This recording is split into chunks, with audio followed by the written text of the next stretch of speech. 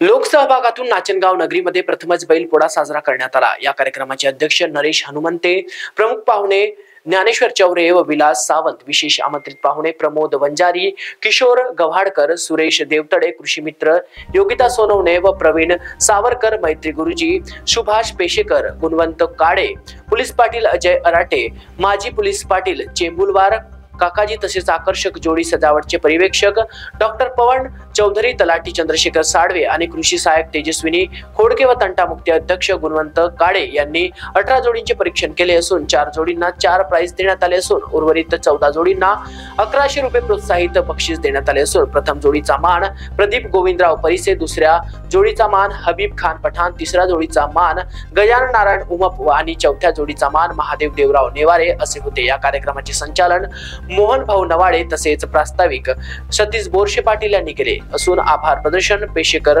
यांनी केले। या कार्यक्रमाला यशस्वी करण्याकरिता पोलीस पाटील अजय अराटे, कोतवाल रवींद्र मेहकर, नितीन श्रवणे, यशवंत ठवकर, सुधाकर सुरसे, वसंत मसराम, शेख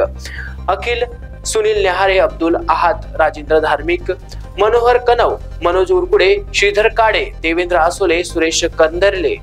मनोज कंदरले, सुनील शिंगणजोडे, देवानंद घंटालवार, बाबूभाऊ चेंबुलवार असे अनेक शेतकरी व कार्यकर्त्यांचा सहभाग या पोळ्यामध्ये दिसून आला आणि सर्व शेतकरी जोडीदार मालकांनी आणि गावकऱ्यांनी हा उत्सव शांततेत पार पडला। महाराष्ट्र T24 करिता संतोष देशमुख, वर्धा।